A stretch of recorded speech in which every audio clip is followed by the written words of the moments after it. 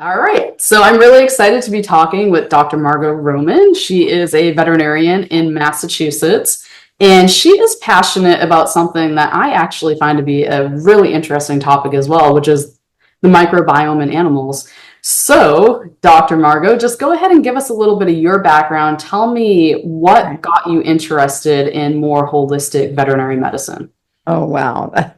So, if you want me to start from the very beginning, so I went to vet school in 1974. And so it's a long time ago. And my parents were always interested in nutrition and not letting us have sugar and eating whole foods and all that. So I was very conscious about that in the beginning.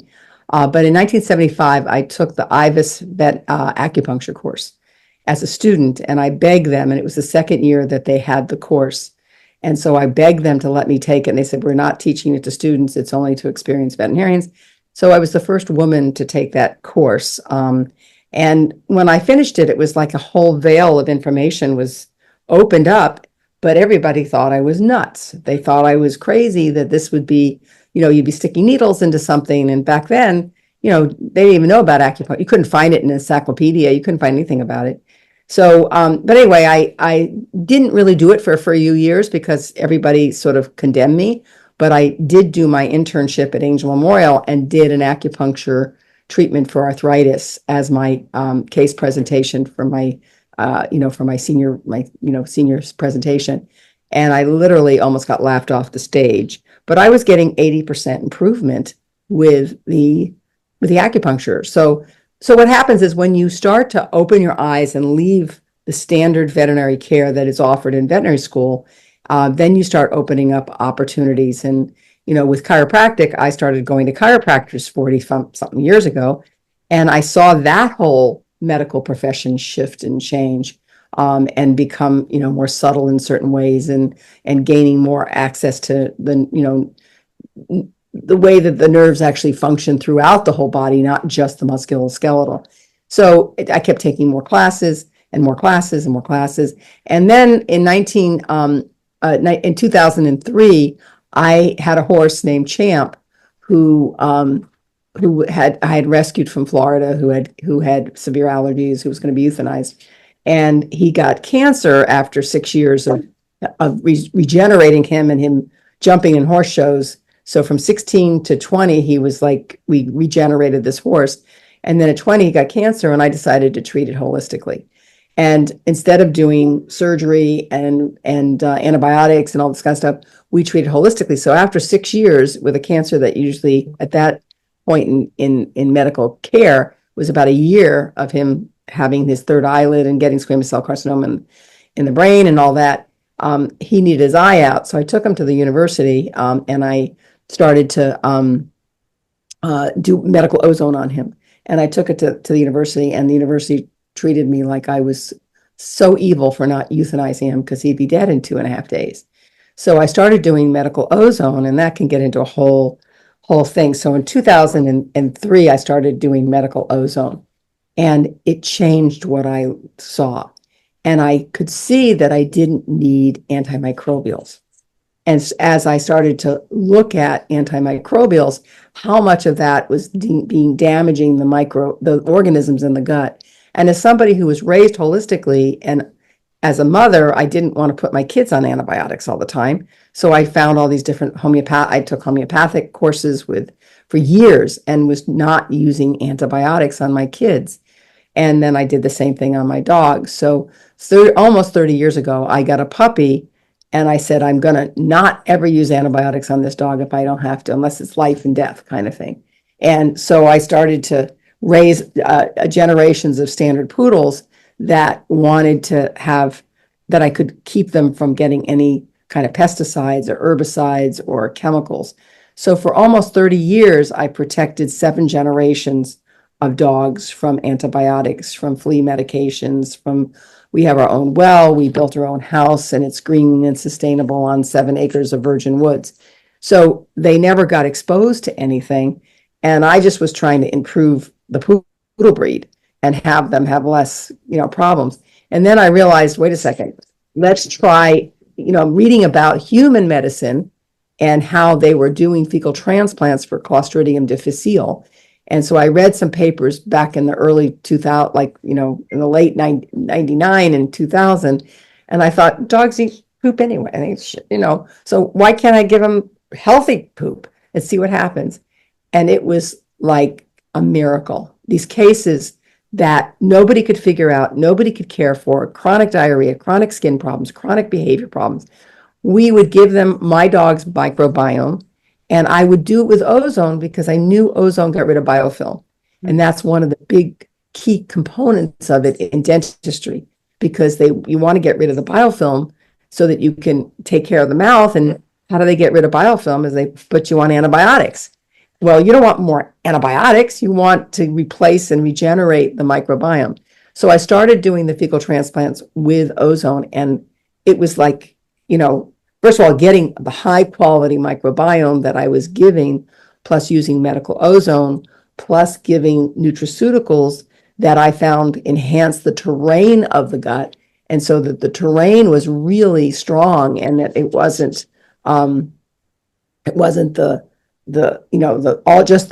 nutraceuticals, not the probiotics, not the digestive enzymes, but all the different species that we need to have to make this work. And so when I started doing that, the recovery of these animals was just so wonderful. And the clients appreciated it. And so we started to do things I started doing things for GI first. And all of a sudden I saw the skin improve. And then all of a sudden I saw the behavior change. And all of a sudden I saw the kidney functions come back to normal.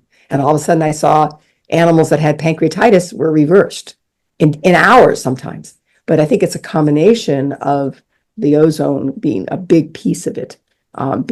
Just throwing the microbiome at the body is helpful, but to repurpose and restructure the gut terrain, to me, makes it much more successful. And making sure that you're using a donor that has been proven. And that's why I think our dogs are, we call them touch of life microbiome, and they are being utilized by Legacy Biome in Canada, which ships internationally and nationally. Animal Biome uses ours, but you have to request ours specifically. And because otherwise, our dogs are 30 years, almost 7 generations, never had antibiotics. That's unheard of, right? Yeah, that's And amazing. they've never had pesticides, never had herbicides, only been treated holistically. I make all their own food, organic and fresh, and they were completely raw meat-based diets for the first 4 generations. And then I switched in 2012 and switched over to a predominant raw, fresh, organic, plant-based diet with raw meat. So they get about 8% raw animal protein, which is raw organic goat milk, raw, farm eggs from my neighbor. And then they get the raw venison from hunting season, and some organ meats from Almost Pride in Connecticut. So they get a mixture, but what I look at is I'm feeding the microbes. I'm not feeding the dog. And the dogs, they would rather eat meat all day long. Are you kidding me? So today they're going to get a big meaty bone from hunting season. That's part of their weekly, food. And otherwise they get a small amount. So it's in their bowl, they'll get like a teaspoon of raw venison with a little bit of egg. They get enough that it's about 10% to 8% of their diet. Yeah, that's awesome. So you only do wild caught meat for them? Venison. Well, the offal that I get, or the gizzards and the kidneys and all that, is from a animal raw food animal supplier.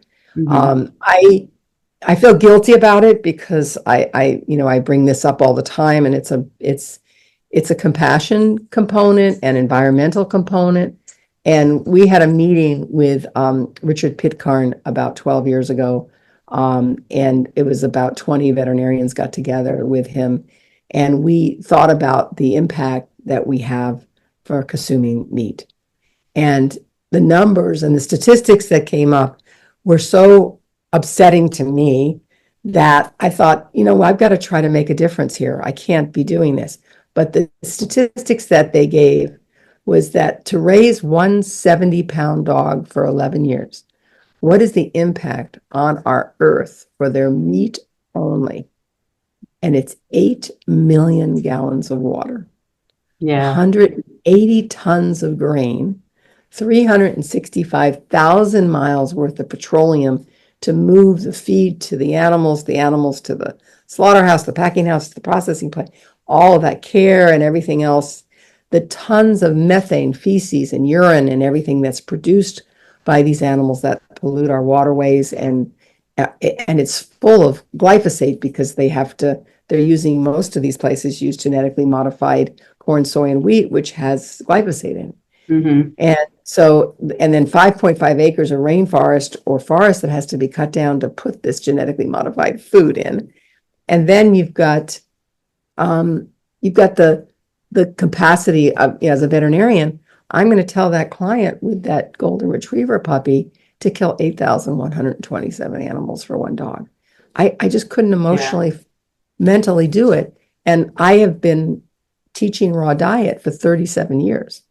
So as somebody who's taught it for 37 years and used 37 years, I just felt it was my duty to protect the animals, but also protect the duty. Yeah.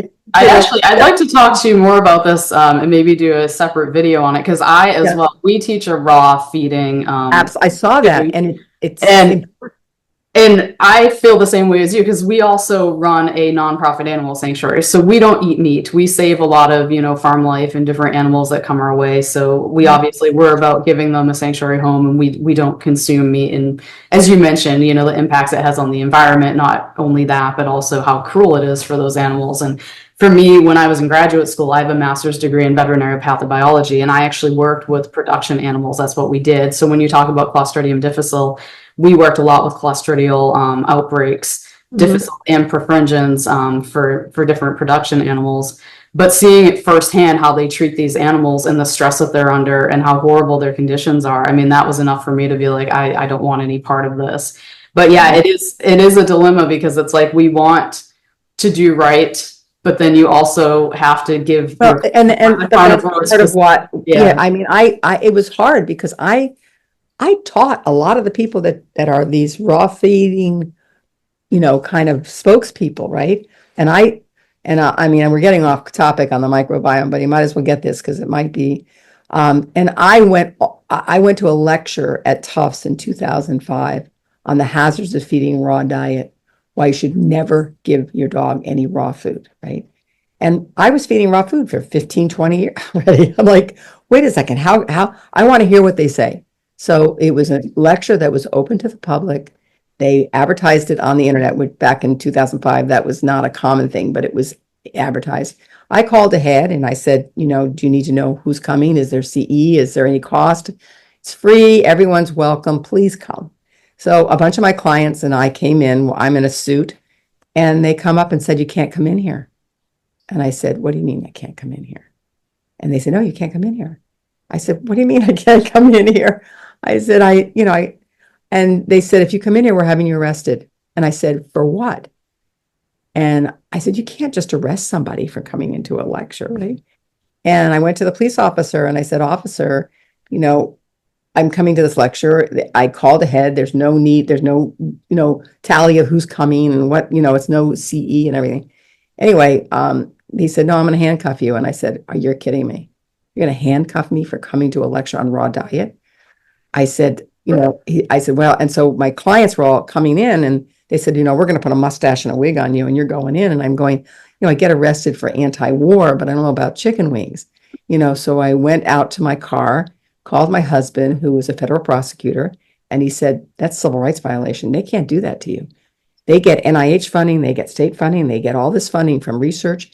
They can't do that to you. And I said, I know. So I called the dean of the vet school at the time, because I had been on faculty for over 20 years. And I called him, I said, just don't threaten people with arrest. This is civil rights violation. And he said to me, you sue us, we will squish you like a bug. We have so much money. we have such deep pockets. We will out-hire attorneys and say terrible things about you. And they've been doing that for 20 years. Wow. And I went all the way to the Supreme Court to defend the right for freedom of speech and to decide what I want to feed my animal. And I lost because they spent so much money on attorneys. So when I talk about raw diet, there's a commitment there that is beyond anyone else in this whole community that I've spent over $250,000 on lawyers standing up at the Supreme Court for freedom of speech on raw diet, right? And not so. But what happened was, now they did a survey at Animal Biome that 40% of people are feeding some portion of raw, right? And here I am selling dog poop, right? So what are we talking about? Bacteria. I want bacteria. I want a balanced, beautiful bacteria in the gut. And so the point of this is that as somebody who has been put her money, her mouth, her stress of her life, protecting the right to do raw diet, what can I do to encourage people to feed some portion, a little bit of it, to feed the microbes that need it versus killing 8,127 animals for one dog?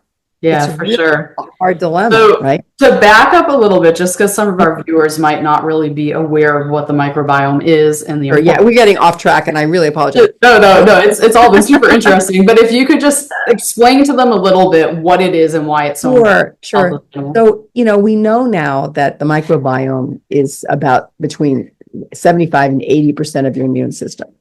And we are really like 1/10 microbiome. The rest of it is, 1/10 cells and the rest is microbiome. There's trillions of microbes, 100 trillion microbes in the normal human body.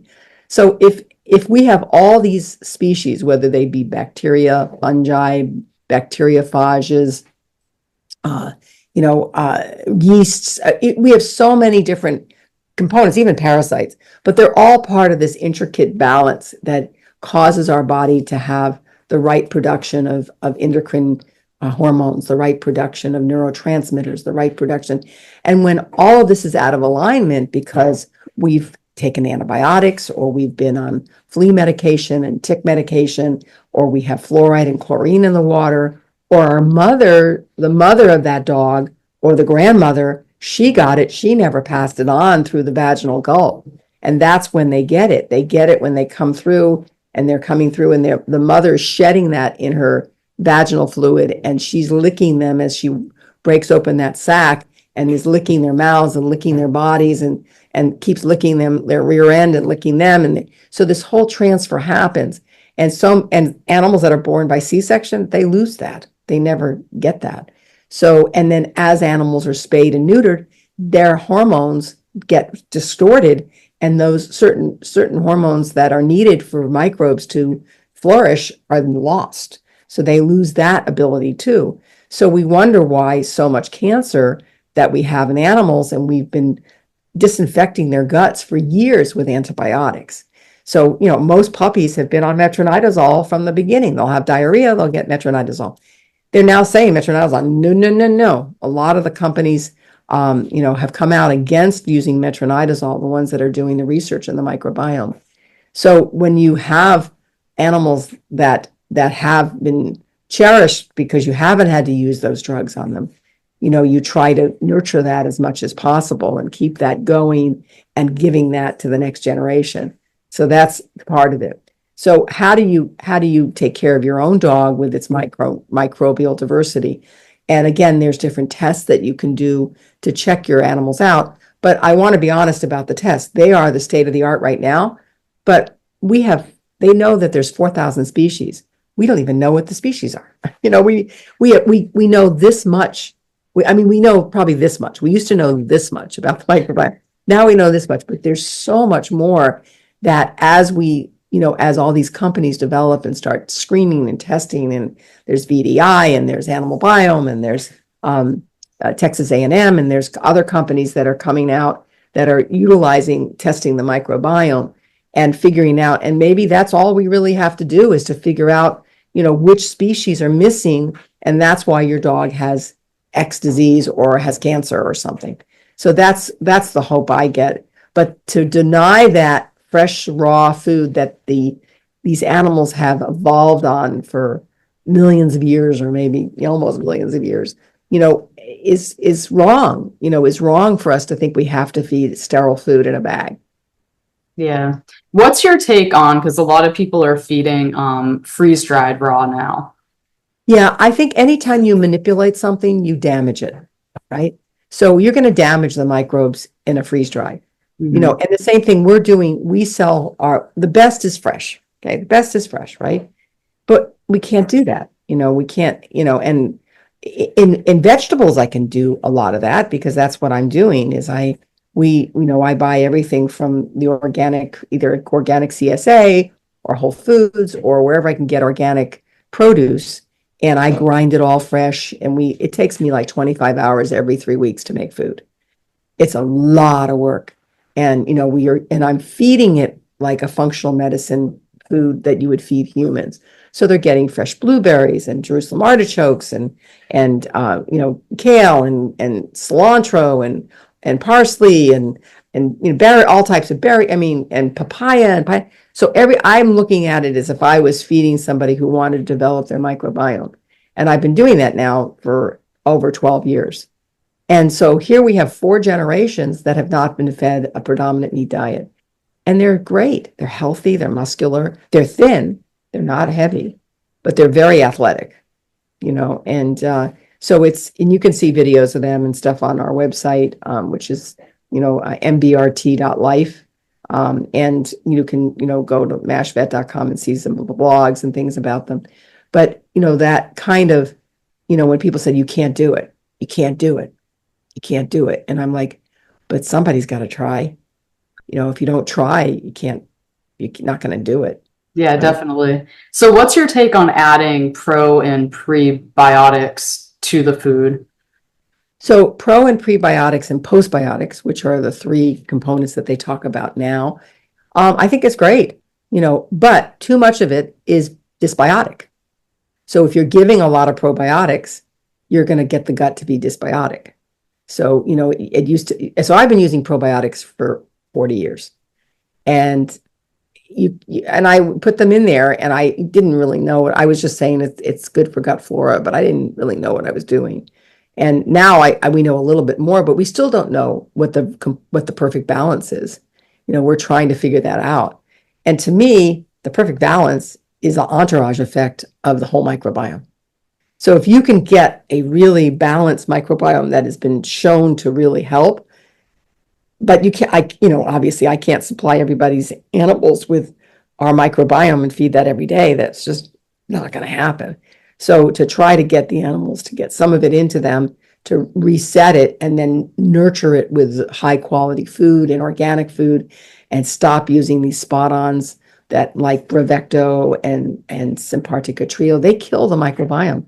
We've seen it on our patients. Dogs are doing great. They'll get that spot-on done and they're down the tubes again, getting diarrhea. So now with your dogs, so I know like here in Florida being kind of semi-tropical, we do have a lot of issues with fleas and ticks and things of that nature. So are you seeing in your dogs, since they're healthy, their guts are good, they're able to not have, like, are you not seeing fleas and ticks on them, or are you still finding some? Well, no, ticks, we've got ticks in Massachusetts. Yeah. We have tick season that starts April 1st through the 15th, going through June. We have it now. I mean, and the weather's been so wacky here. It's Halloween right now, but it's almost 80 degrees outside. So, the ticks started back up again about a week and a half ago. And I use 3 things on my dogs to prevent ticks. So I use raw amber collars, and that's a Eastern European thing that the amber, somehow the energy from the amber, which is sap from a tree that's fossilized, the ticks, the vibration of it, they think it must be a tree instead of a dog, so they don't jump. That's interesting. I haven't heard about that one. I'll have to look. Yeah. So they have raw. Where's Apple? She come here, Apple. Come here, Apple. Come here. I'll show you her raw amber collar. She just come here. Come over here. So actually, there's several places that I can get them, but one of my technicians is now making them, and this is. I'll take it off 1 second. I just put it on. This is a new one I just put on her because my dogs wrestle with each other and they so this is a combination of raw amber Oh, and cool. beads and stuff like that. So if And somebody wants to get one, can they order them online? yeah, they could get in touch with Stacy, who's at my clinic, and she makes them. Amberstone Pets, which is what I've used for years, makes beautiful one, and she has a whole website design. And there are other places, but you want to make sure it's real amber. It's not like fake amber, because Mhm. it's got to be that sap. So I use the raw amber, and I mean, I was making some of my own, and you got to have. They weren't holding up because I didn't have the right kind of wiring, to do it. So anyway, so this one I just put on her because we now have an influx of ticks. I've never had fleas, knock on wood, ever. And I think it's just because I keep them healthier. But when you live in Florida, where I've lived, and California, Southern California, in Texas, there's a lot of fleas and ticks, and people have to use something. I also use the tags, the flea tag, the bug zone tag, which I heard they're not in business anymore. That's what I was told. But there's other flea tags that are there than flea and tick tags that are made, and I use that. And then I use Green Hope Farm Flea Free, which is a 15 flower essences, and I put it in the water, and they're on that, and that I think helps. But I don't want to put those pesticides on my animal. You're touching it. They're shedding their hair in your house with the pesticide on it. I never have sold it. And when it came out, I wouldn't sell it. I just said, this is not a healthy thing to do. So, but that's, why my dogs have been protected for so long, is that I didn't want my kids exposed or myself exposed to it. And But I live in that. So what's your recommendations on heartworm preventative? on heartworm, so what I've been doing for the last 20 years, there was a product called, what was the name of it? It was, it's Interceptor at 1/4 the dosage. It was called, it was a European product, and I can't believe I'm forgetting the name. But it was like 1/4 the dosage of Interceptor, and it only prevented heartworm, didn't prevent hookworms, roundworms, and whipworms. So, when I first started with Interceptor, I thought it was great that you only had to do it once a month and you were preventing all these other parasites. But that was over 30 years ago. And it's like, but if you're killing the gut every month, that's like an antibiotic once a month. And that's really what it is antibiotic once a month. But in areas like Florida, where you have endemic heartworm, you don't want to have to put your dog through the treatment, right? So you need to do something. So what I do for my dogs, what I've done is because we don't have a high risk in this area, I give them 1/3 of the dosage of the Interceptor, or 1/2. I hold their poop. We check their fecals every other week because we screen them. And then I give them the pill. I hold the poop for 24 hours, and then I give them, a big piece of their poop, shove it down their throat. So for 20 years, I've tried to compensate for the insult of the heartworm pill. Okay. So I don't know if anybody ever has ever done that, because that's, one of my texts. So how are you going to give it to them? I give them a really good tasty treat, and then they're like, and then they all know, they know now, but and I don't do it all year round. I only do it for the months, and then once we get a frost, I stop. Yeah, So that's the good thing about where you are, is at least you don't have the mosquitoes year round. yeah. And we do in Florida. And when I practiced in Florida, when I was in high school, and I worked in Maitland Animal Hospital in Florida, and we saw heartworm all the time. It was just everywhere. You just all the time. And I rarely see it up here. It's really very, very uncommon. But it is, and most of the animals that get it up here have been Katrina puppies, or some kind of hurricane relief that have come up this direction, Yeah. and that's where they get it. But it's around. So you don't want to leave people or animals vulnerable. But I think if we can, what we started to do is I thought this was a really good idea, is that after they have their heartworm pill, that you give them an inoculation of one of our dog's microbiome. So you're taking them down, and then you're going up, like that. So we were going to call it post heartworm abdominal restorative therapy, and FART for short. That's funny. you know. So anyway, but we, doing the pill once a month, if you're giving the heartworm, is like every month you're giving something that's clearing them out, but then at the same time you're giving them a diverse microbiome to step up to the point. Yeah. Yeah. So if we have dog owners watching this right now and they suspect that their dog's microbiome is not doing well because they've been on antibiotics and maybe they're having like some allergies and different issues, where would you recommend for them to start? Because not all veterinarians are going to be open to this. So what would your recommendations be for them? Well, I think the things that's changing. Number one, the companies that were so against this lecture that I went to, that was sponsored by Purina and Hills, now really are appreciating the microbiome. I think it's so ironic that they are both have spending a lot of money educating veterinarians about how important the microbiome was. So I laugh at it, but it was a very costly experience for me, and it is not ended. They still are attacking me. So, but that said, getting a veterinarian to understand the microbiome, they can go send them to our website. Vets are not, they're too busy to do stuff. But if they feel that the big companies are now educating people about the importance of the microbiome, maybe they will listen to it and let them know, because antibiotic resistance has become front and center in the World Health Organization, the AVMA, and other health organizations, the USDA, the FDA. They don't want us using antibiotics because 1.3 million humans die each year from antimicrobial resistance. That is crazy, and they expect it to be almost 30 million by 2050. So we cannot do this anymore. They blame veterinarians, they blame farmers, and they blame indiscriminate physicians. And as veterinarians, we don't want a class action suit against us by having an animal put on antibiotic and they get antibiotic resistance, and the family member gets antibiotic resistance, and it can just go like that. So how could, when I have an infection, I give them fecal and ozone. So if I can give them my dog's immune system to fight their infection and give them ozone to stimulate their immune system and reduce the pain and the inflammation that's going on in that location, that's how I manage infection now. I don't give antibiotics.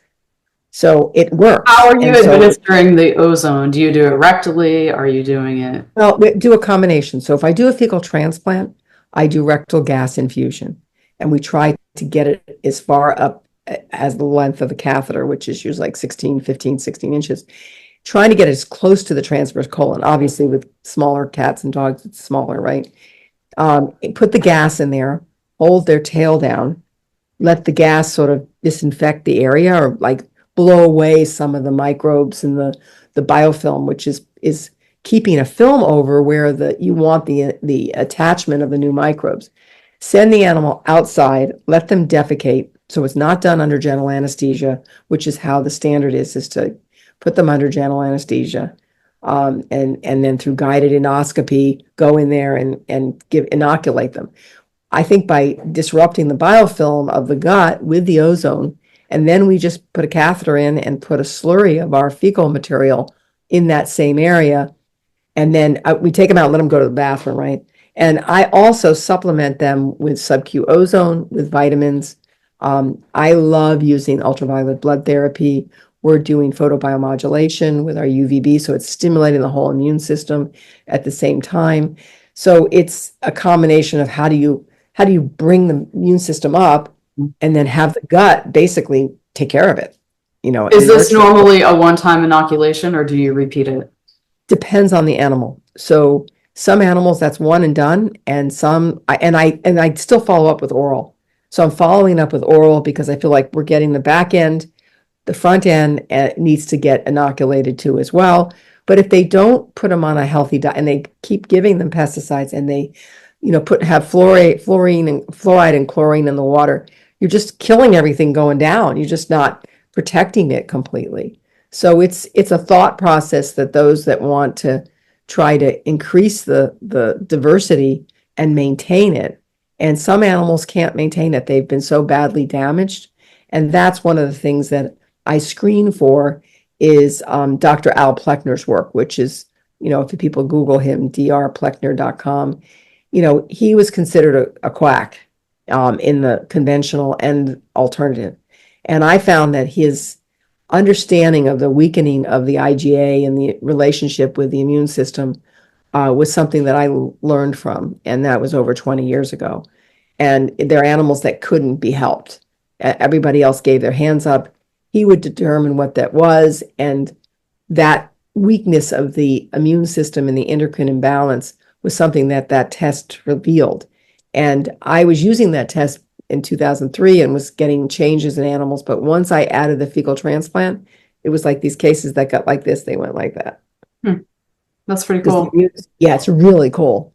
And so he passed away about 8.5, 9 years ago.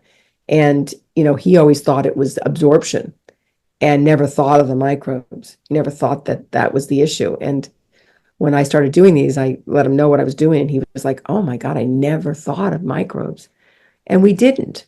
People just didn't think how important it is to have a balanced microbiome on your skin and your ear canals and your eyes and your mouth on your, and But now in human medicine, I mean, it is pretty well researched at this point, the impact it has. Yeah, and it Not just again, on your immune system, but like even your mental health. absolutely, because we see dogs that are aggressive, that are intense aggressive. We give them a fecal transplant and they're nice and they lose their anxiety. And because my dogs are happy, happy, happy, I try not to stress them out. And, I don't put them in a kennel to collect them. Let them run around, and we run around trying to, take two at a time. And I'm running, trying to, get the poop and see it. And I even got a thermal imaging camera, which has helped so much, because with the leaves and the brown poop now, it's like, I can't even see where it is, and I can focus right on it and get it. So we're really very proud of how our dogs. I have 8 females living together, and occasionally there's a scrap and stuff, but they really, they groom each other and lick each other and take care of each other. Yeah, that's awesome. So very cool. So if people want to learn more and they want to find you, what's the best way for them to get in touch with you? There's several places. Our clinic, which is mashvet.com, is you can go to that, and then from there, or you can go to MBRT, Microbiome Restorative Therapy .life, and that has a lot of information about our Touch of Life microbiome. Legacy Biome, which is we ship to them in Canada, and they do their proprietary freeze drying procedure on our stuff, and they sell directly to the public as veterinarians too. So they have both products, the oral product there. And then Animal Biome has ours, but you have to request ours. They have, regular dogs, they have raw fed dogs, and then they have ours, and I want them listed as Touch of Life microbiome. Right now, they're just as generationally, no antibiotics, predominant plant-based raw. That's how they list them. So, but I think getting, knowing that your dog donor has been proven, that's number one. 2, knowing that your dog donor has not been on antibiotics for 7 generations. Nobody has those. I think that's, to me, really important. And I also think that donors should be intact. They shouldn't be spayed and neutered unless, you have a really good dog and you have to do it because you don't want to, jeopardize their health. Yeah, and I think that's actually a good topic for another interview if you ever want to do one about how yeah, because I mean, especially like being part of rescues and stuff, everybody's like spay and neuter, and they want to do it so young. But there are other ways to basically, make sure that dogs aren't reproducing without minimizing their hormones, which we do. Exactly. One of the things that I've had several clients when we've done it for, but is once a year, give them the fecal from an intact female in heat. Mimic the immune system. Yeah. And, we've done our dogs. My son's dog was spayed at like 6 weeks of age, and she had never, ever, ever humped, never had any, she just was no, nothing like that. Right. And, she was like, 5 or 6 or something. And I gave her a fecal transplant from my dogs in heat, and didn't she start humping everything and running around humping? I thought, oh, wonderful. That's a normal behavior, right? And they have lost that, right? Hmm. So, and Yeah. you know, not that they're dominating, but it's just that whole endocrine surge that they would get that changes the diversity of the microbiome. I Hmm. think is really important. And so, you know, we can go into all the, you know, over-experienced bays and what do you do and you know, how old should you do it and all that. I'm happy to talk to you about that because that's something that has been, you know, I've talked about for years. Yeah, I think that would be a good topic for a video as well. So we'll plan on doing that at some point. But yeah, I think this has been a lot of really great information. I know a lot of people's minds are probably going now, so they'll look into it a bit more, whether it's animal owners or vets that are watching this. Hopefully, they'll Mhm. do their research and start Yep. trying to incorporate this into their dogs' lives. So, do you do a lot of cat stuff too, or mainly dogs? Not much. I have two cats, Hmm. so there's not a lot of shit to share, you know. So, but I think that if there are people out there that have protected their generations of cats, natural rearing, you know, people, and the same thing with their dogs. If they've done it generationally and have protected them for several generations, that it's possible that we could, you know, sort of inoculate them with our dog's microbiome and then try to enhance what they can produce. And because once veterinarians take off on this, there's going to be such a demand for finding a healthy gut flora to put into everyone, you Yeah. know, It's the same whether with it's people, because I know a lot of people that have, had gut issues that are kind of looking into the same thing of Mhm. re-inoculating their guts, and it's hard to find somebody that that would be a good no, it is. And you know, just to have, I mean, that's why I think it's very valuable. It's 30 years of me practicing integrative medicine or holistic medicine on these dogs and having options of not using antibiotics, having options of not pesticiding them, you know, having a house that I never put any chemicals, that I only use green solutions and you know, things to clean the house and never had any yard. And my yard looks like it looks like leaves, you know, there's no lawn left anymore. So, but it, you know, it just, I think people are getting more conscious about how they take care of the inside of their body, you know, not just their, you know, their looks, but the gut is just so, so, so important. And there's been a lot of documentaries done on the microbiome. People have probably watched them if they're watching this, but if not, you can look at, there's so many now that are on the gut, which, you know, when we were talking about this 20 years ago, it was, you know, you were nuts. You know, you same thing with the acupuncture, you know, almost 50 years ago, you're nuts, you know. So, but it's changing, and thank goodness, because it if it's running 80% of our immune system, what's the best thing we can do is restart that. Yeah. And also for a lot of people too, we teach this because we do some wellness retreats here at the animal Mhm. sanctuary. Also just even changing diet. People that have a Oh, diet, a lot of, absolutely. like meat heavy with a lot of processed foods. Once you go to a more, plant-based, healthy, non-processed diet, your gut flora changes pretty quickly. Absolutely. I mean, that's why when I feed my dogs this plants, we know that the fiber increases the microbiome activity. So by adding really healthy, diverse fiber, you know, like the in Jerusalem artichokes and the you know the cilantro and the parsley and the kale and the bok choy and the, you know, all broccolini, and you know, all that stuff is just adding more space for them to multiply on, right? Hmm. But I feel like I need to still give them putrefied meats because there are bacteria that are there that want that, right? So they got to get a little bit of that in there to help that. And you know, and if I can feed, you know, basically I'm feeding 8 dogs and 2 cats on what I would feed one dog per raw, Okay. you know, and dividing that up into, you know, 10 meals. I mean, 10. So they get 1/10. And they're thriving. They're doing well. The cats get much more than Hmm. the dogs. Yeah, cats need a lot more meat Yeah, in it. so the cats get, and I'm trying to give them more plant-based, and I have been using a little bit of the evolution diet that is with Eric Wiseman's food that he's been doing for 30 years and has cats and dogs on them for, he has cats that he says that are living to 27, 30, and dogs living that age too, doing a predominant plant or a completely plant-based diet. That's So they interesting. get a little bit of that food. And it's all organic, and it is processed though. So I want live, and they'll get a little bit of that too, because the cats really like it. And because he puts a lot of good amino acids and things that are, that are natural, that the cats like, the yeast and stuff that's in there.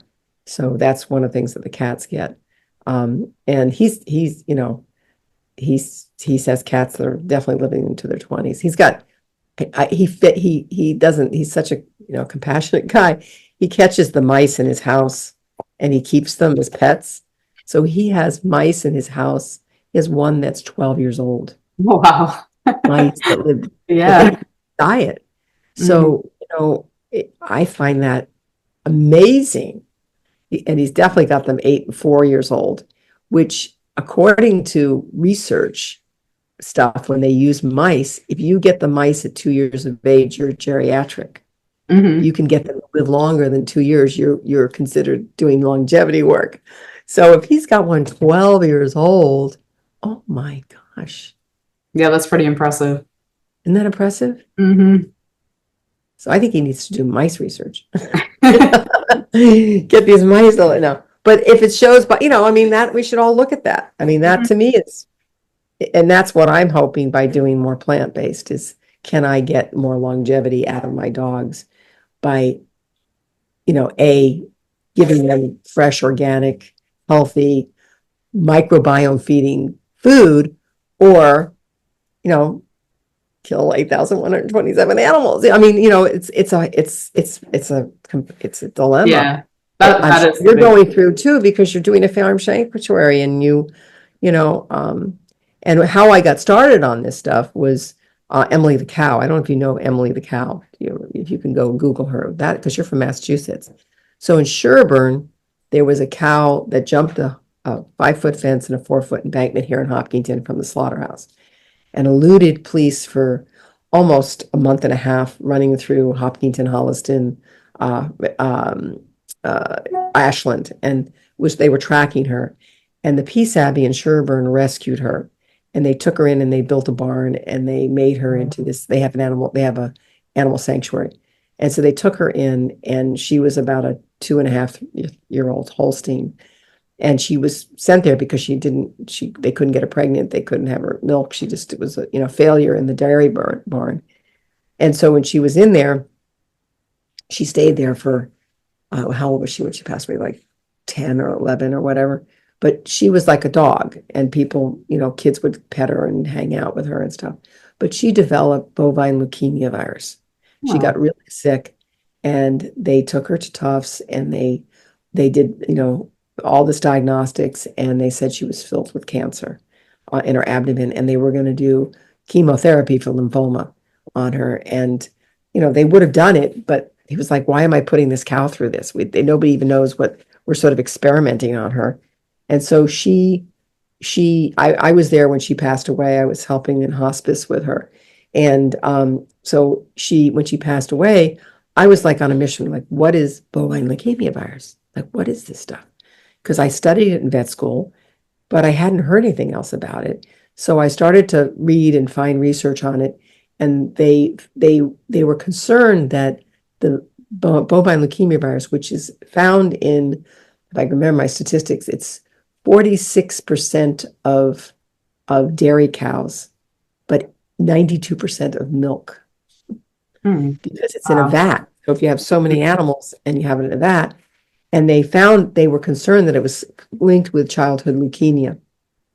And so I went in the backstory, and I wanted to find out what would have had to Emily if she hadn't died at the Peace Abbey, and they buried her, and they have a life-size bronze monument on top of her with this whole dedication. You should go and see it. It's absolutely amazing, and have all these statements from people from around the world and visionaries about, animals and compassionate animal care. And but what would have happened to her if she didn't die at the Peace Abbey? She would have been taken back to that same exact slaughterhouse and slaughtered, and they would have opened her up, seen that she had cancer, condemned her, sprayed her with a chemical to disinfect it, and then sent that to a rendering plant for dog food, cat Oh, food, wow. and That's crazy. so I went nuts on that. I went like, I got to get in touch with the USDA. I got to talk about this. So I went down and talked to the head of the USDA, and they were saying, we haven't heard about bovine leukemia virus since the 70s. And I said, well, I'm bringing it up again, because if we're consuming that milk and those animals are consuming that meat, and now 52% of dogs are getting cancer, and I never saw that when I was in vet school. It was rare. It was like rare. And that's one of the problems I think people don't realize with commercial dog and cat food is the meat that is going into it is rejected meat. I mean, unless it's a particular brand where they're giving you human grade meat, you're getting the meat that's animals that were, had cancer or had to be euthanized for some health reasons. And that's what they're putting into the meat in these. I agree. And that's where, that was part of my, my story about, what we do. Do we feed this tainted food and that's processed? And, if you cook it, are you killing the cancer? I don't know. I wouldn't want to eat it cooked. Would you want to eat cooked cancer? No, but then you also have to look at it from an energetic standpoint. There's an energy associated with it. And if you have that negative energy associated with it, how is that affecting you, energy flow wise? Absolutely. And if those animals are abused and they die, in fear or unprotected and feeling abandoned, and have these, it's for those people that understand it. You've got the groups that, I'm going to give my dog meat and I don't care what you say, right? And I'm like, but I'm doing it without it. I'm not without it, with a very minimal amount. And they're thriving. And also, like you said, trying to go through sources that are wild caught and, or at a minimum, humanely raised. Yeah. I mean, regenerative agriculture is really important. And I believe if you're going to do it that way. But I will pretty much guarantee anyone that wants to question me, I've never, as a veterinarian, met a healthy animal that wanted to die. Yeah. No, I mean, they want to live. If it's got a broken back and it's in terrible pain, or it's so sick from some virus and is so sick and it wants to die, right? But if you have a healthy 1-year-old dog, which is what these animals are that are being killed, they're young, vibrant. I don't think a lot of people realize that either. A lot of these animals, whether it's pigs or, whatever, lambs that we're slaughtering, they're just babies. They're not even close. And they want their mothers. They want their mothers. And they're taken away from their mothers, and they're so traumatized. And, I mean, those are the pieces that is hard to talk about to people that are committed to feeding a raw diet. And I mean, I'm telling you some of the things that I want to share with people, because it's just, you can't say this dog is the most important thing in the world, but this little lamb doesn't have any value, or this pig has no value in this world, and it's just for me to consume. If people come visit us, the microbiome. Anyway. People come visit us at the sanctuary, they will meet pigs that think that they're dogs. They will meet lambs that would have been lamb chops, Easter lamb chops, that are the sweetest things in the world. We have calves. That is so wonderful. Name it. This place. That's so wonderful. But that's what has to happen, is people have to identify that lamb and identify the lamb chops as being the one and the same. And it's not always that way. And people, to try to do more plant. And I don't think all the processing of all the plant stuff is as healthy as trying to figure out how to eat something. But, our palates are something that I've got to have that. I've got to have that, right? I'm hungry. I want that burger, right? But I use I don't eat a lot of it, but I love the Beyond Meat burgers with the avocado oil now. I didn't like it with the canola oil, but now it's made with avocado oil.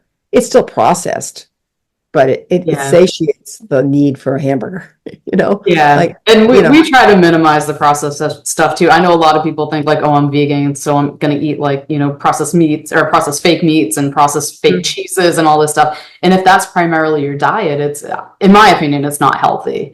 So I agree. You have to eat, fresh vegetables and fresh fruit and, do all that stuff. But like you said, if you have the craving, it can satisfy it. And Right. And so, but I don't feed my dogs those, those The only time I fed them Beyond Meat burger is when they have their birthday party, and I make a cake out of Beyond Meat so we all can eat it. So, you know, no, anyway, yeah, I make a cake with, with vegetables and stuff, and it's like a meatloaf, but I eat it too. So we all eat it together. So, but yeah, I mean, but back to the microbiome, those pet owners and people that are caring for their animals, to focus on that is the biggest part of trying to get your animal to be balanced and healing. And I think it's like to do that first and get the diet to improve and make the animal much more, happy about their living environment, I think could solve a lot of problems. Just doing that. Yep, I totally agree with you.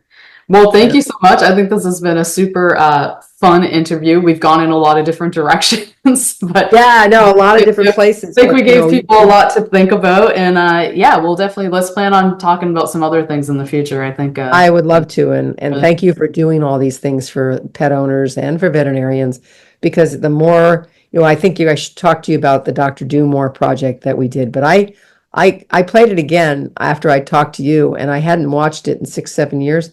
It is really timely.